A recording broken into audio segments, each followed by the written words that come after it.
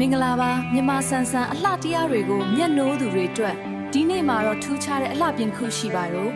ကြည့်လိုက်ပါဦးမွန်ကောင်လေးရဲ့လက်ရာလေးပေါ့တနက်ခါပါကွက်ကြားလေးနဲ့လှသွေးချွန်နေဆိုရင်တော့မွန်ကောင်လေးကိုသာညံဆိုးဆက်သွယ်လိုက်တော့နော်မြန်မာဆန်ဆန်ဝစ်စုံလေးရဲ့စင်ရင်ငါထားတာ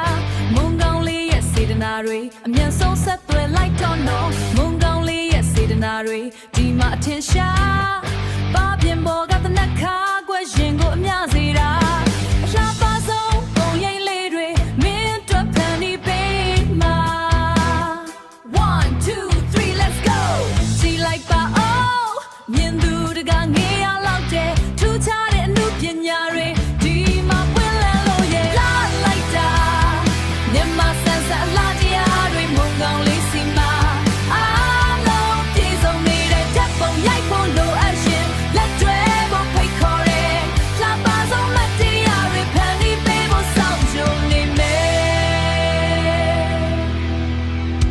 အလားအပါကိုမျက်နှိုးသူတိုင်းချင်နဲ့သွားစေရမယ်ခင်မိတဲ့ပညာတွေနဲ့အကောင်းဆုံးဖန်တီးမယ်မုံကောင်းလေးရဲ့ခင်မရတဲ့မင်းလာတွေပေါ်လွင်တယ်အခုပဲဖုန်းဆက်လိုက်ပါ